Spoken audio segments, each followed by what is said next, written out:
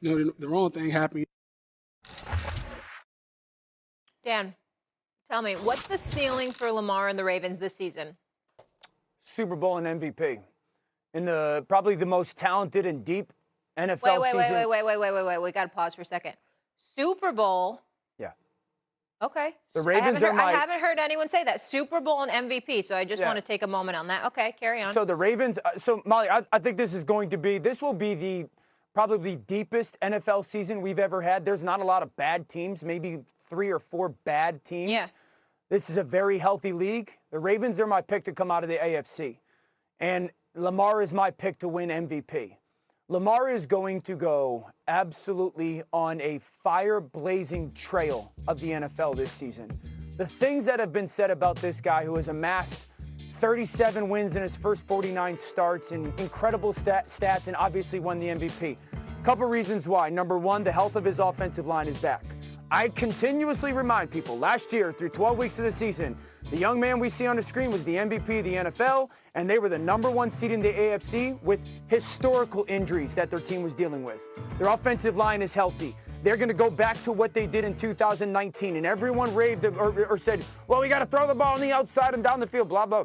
That's who they are. That's who this organization is. They're going to go back to putting those 3 tight ends on the field. And they're going to go back to that incredibly creative run game and that pass game that people have no idea where tight ends are coming from one side of the field to the other. So that offense is going to be in complete control with a plethora of backs, Lamar running the show.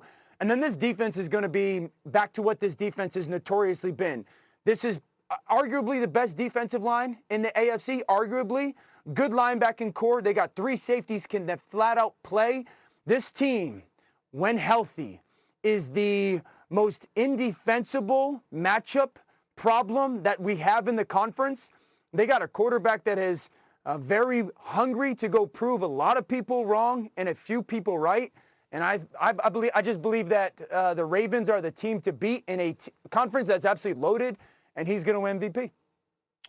I'm looking at the Ravens defense. You got Calais Campbell that came over from Jacksonville. You got Justin Houston that came over from Indianapolis rather. You got Peters that came from L.A. You look at their experience. I don't blame you one bit for how confident you appear to be in the Baltimore Ravens defense. Their culture, their system, their reputation, their tradition and history speaks to the fact that their defense is never going to be a slouch.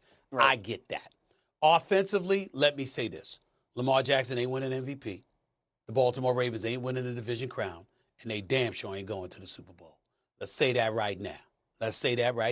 Ain't going to happen, okay? They're not beating Cincinnati for the division, I believe. Even though they were right there before they tailed off at the end of last season, I just don't believe they're winning the division. I don't think that they have the weapons necessary in the receiving spot for Lamar Jackson to excel as much as you think he's going to do. Now, he's got wheels that are unlike anything we haven't seen.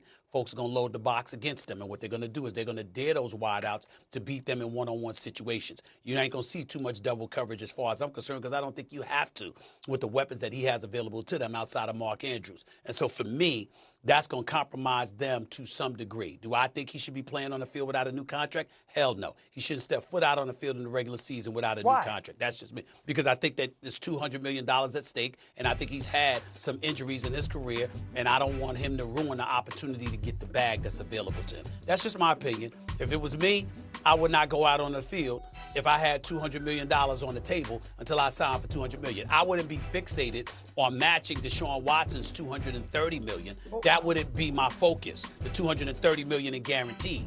But if I got, let's say, for example, if they gave me $205, $210, $220 million, I'm not going to sweat the fact that it's less than Deshaun Watson. I'm going to take the $200 million to make sure I got it available to me. That's just me. Here's my pushback to that, Stephen A. Okay. One, name me the last quarterback that lost franchise money or elite quarterback money because of an injury. It just doesn't happen. Okay, it doesn't happen to quarterbacks. And if I've put myself in Lamar's shoes. If you're Lamar and you had what you had going last year before injuries derailed your season, how could you not sit there and be like, wait? Well, if we stay healthy, which I get isn't all that stuff. If we stay healthy, we're as good as anybody in the league. And no one has more leverage than a player that can sit in front of his organization and say, I just won a Super Bowl for us. I just won my second MVP in 5 years, and I just won us a Super Bowl. So that's a realistic thing for this football team. No. Listen. I'm not calling the man an idiot or anything like that for betting on himself. I understand it. If you want to go with Duvernay and Bateman as your wideouts and think that that's all you need with Mark Andrews and J.K. Dobbins to get to the Super Bowl.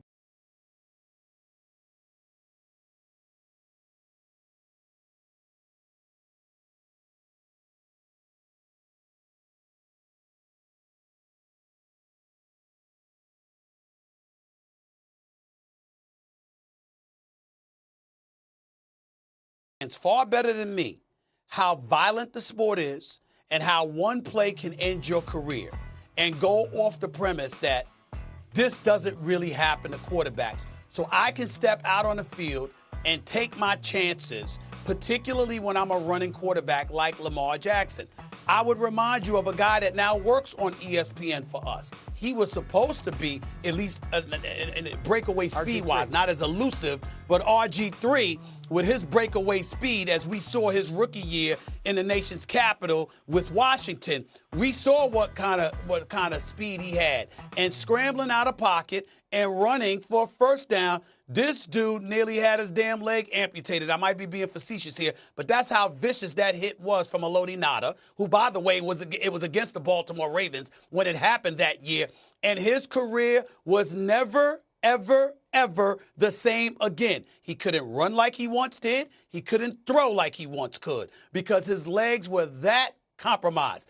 I'm simply saying that when you take into account the reality of the physicality of the National Football League, it's not like I'm getting $23 million this year, Dan, and then, okay, I got a shot to make $30 million next year.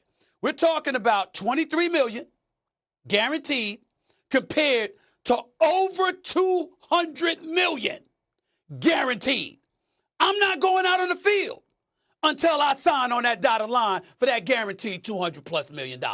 That's just me. So when Lamar came to the league, I was in the camp that you're in, with the whole he's going to take a lot of hits because of the style of offense that he plays in and the style of player that he is. And then I started to listen to some people and watch a little bit more closely. He doesn't take a lot of big hits. RG3 took a lot more hits early on in his career, big ones, impactful ones, than Lamar does. But it was that one hit, Dan. You know that. It was that one hit by Elodie Nada. Just one hit. I'm with that. I just don't I don't see Lamar taking many big hits, if any. I don't recall the last time when Lamar got a hit and I was like, oh my goodness. And I understand where you're coming from, Stephen A, sitting here going, well, if you want to think that you can go to the Super Bowl with Rashad Bateman or Duvernay, we watched this be the best offense in football with 3 tight ends. It's not just Mark Andrews. It is Nick Boyle. It is Isaiah Likely, who they drafted out of Coastal Carolina. That's going to be that's who they are. Well, let me say this real quick. Go ahead. Let me say this real quick. Fine. I'll concede all of that. Will you stop saying that about Lamar Jackson, in terms of the hit he's never taken? Haven't you found yourself watching him on a Sunday morning or Sunday afternoon?